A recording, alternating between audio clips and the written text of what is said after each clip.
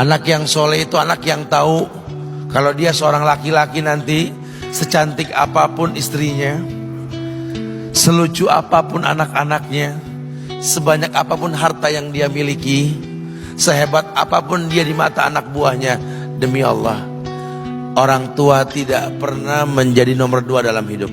Ini banyak orang yang suka salah ini. Cuma gara-gara dunia, orang tua panjang mata menanti kedatangan anak. Jangan ya. Jangan.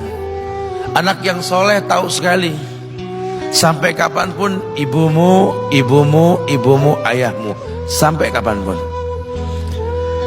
Dunia nggak membuat dia lupa ada berkah keramat dunia hidup di atas muka bumi ini. Dia nggak repot datang ke makam-makam para wali. Orang tua nomor 1 yang dia temui. Ini orang hebat. Ini banyak di antara kita, makam-makam didatengin, di mana saja didatengin, ngalap berkah.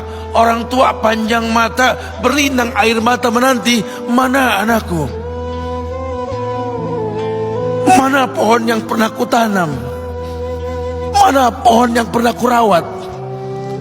Kudengar dia sudah mulai berbuah, ingin kurasakan buahnya. Berani mengeluarkan dana jutaan untuk hal-hal yang gak disyariatkan. Ini orang tua panjang mata. Rela ndak rela, orang tua kita akan mendengar dan melihat. Ma, aku pengen nikah, aku pengen berkeluarga, Ma.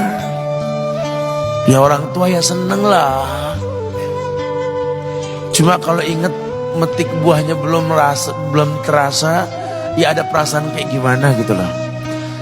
Karena dia tahu setelah ini dia akan menikah. Bahwa anak orang ada kehidupan yang berbeda yang bakal dia rasa. Orang tua makin hari makin rentan, bukan makin seger.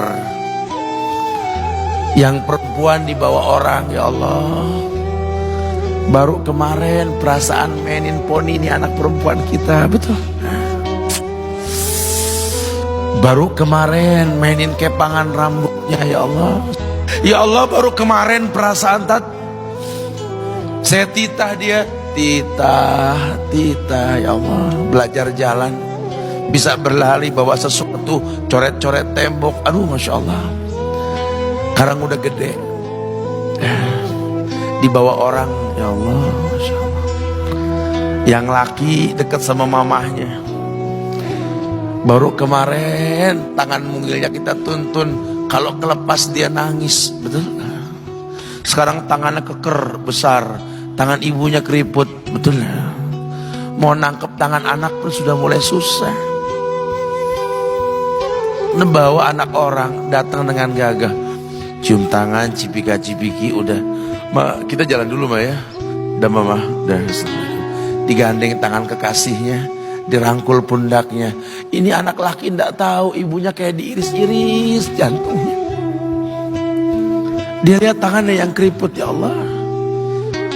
Udah berapa lama tangan ini nggak dibawa sama anak ini? Udah berapa lama tangan ini nggak digandeng sama anak saya? Kita merasa bangga akur merangkul istri kita, ibu kita ngelihat pundaknya. Udah berapa lama pundak ini gak dirangkul seperti itu, ya Allah.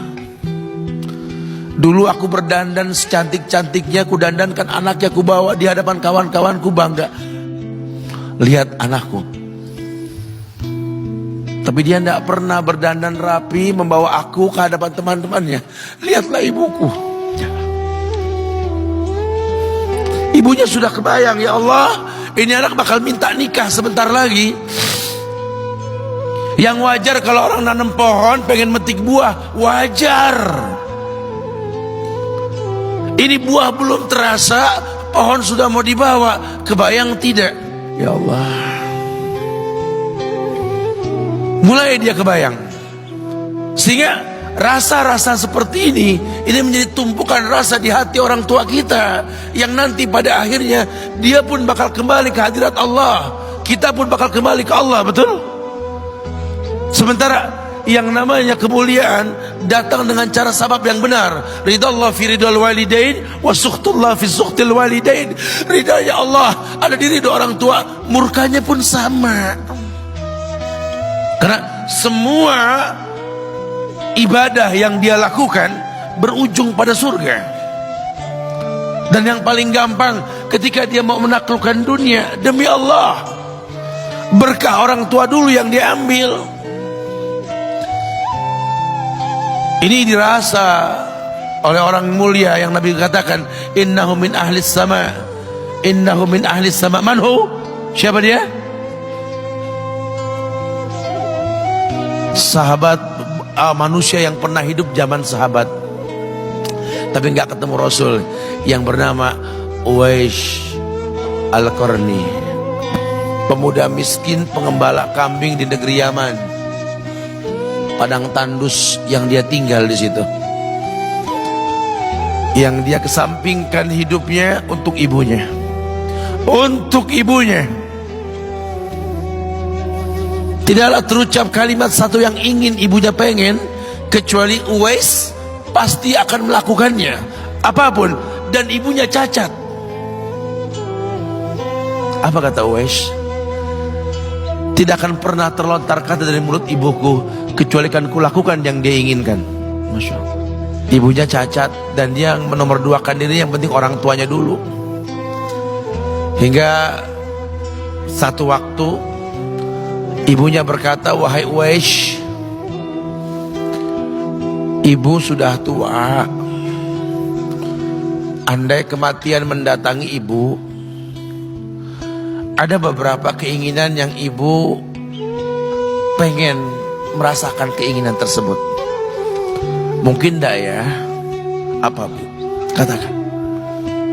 Ibu pengen haji. Bengong, Wais, ya Allah Bu, ini Yaman, Hadramaut, yang sekarang saja pesawat itu bisa 3 jam menuju Saudi itu, 2 jam lebih lah menuju Saudi.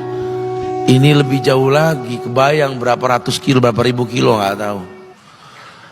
Ya baiklah ibu, kata Uwais, aku tidak pernah menolak permintaan ibuku, tapi kali ini aku tidak bisa menjawab karena mikir gimana caranya ini.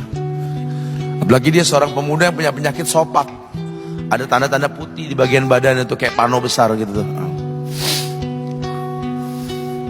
Udahlah, terserah gimana nantilah. Yang penting ini nomor 1 dalam hidup ini.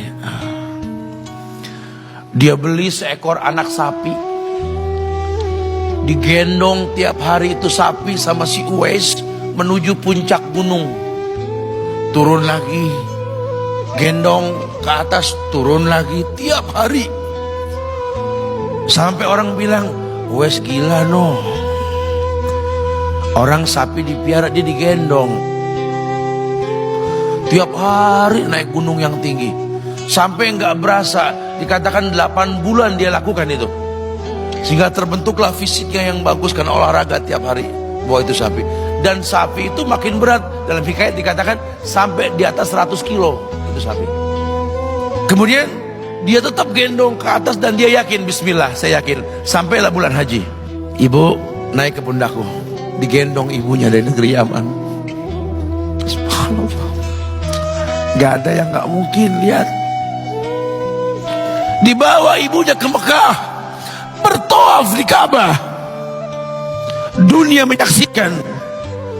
Bahkan hikayat mengatakan dia sempat bertanya kepada sahabat Abdullah bin Umar, aku telah menggendong ibuku dari negeri Yaman menuju Mekah, bertawaf di Ka'bah ini, sudahkah aku membayar jasa ibuku? Apa kata sahabat Abdullah bin Umar? Bahkan satu hentakan napas pun ketika melahirkanmu belum terbayar. Bahkan satu hentakan napas pun ketika melahirkanmu belum terbayar. Dia selesaikan tawafnya, dia selesaikan tawafnya. Selesai tawaf, dibawa ibunya ke makom Ibrahim untuk sholat 2 rakaat. Selesai sholat, dia angkat tangan, dia berdoa kepada Allah, ya Allah, ampunkanlah ibuku ya Allah. Ampunkan ibuku ya Allah. Masukkanlah dia ke sorgamu ya Allah. Masukkan dia ke sorgamu ya Allah. Ibunya berbisik, Uwais, sudahlah, mintalah pada Tuhanmu ampunan untuk dirimu dan sorga untukmu. Wallahi wahai ibu, Allah ampunkan kamu, Allah masukkan kamu ke sorga, cukup untukku, ridhomu yang kubutuhkan wahai ibu. Lihat, manusia saleh, hasil doa Rabbi habli minas solihin. Lihat, makanya ketika Nabi mengatakan innahu min ahli sama, ini manusia penghuni langit. Umar, Ali, temui Uwais.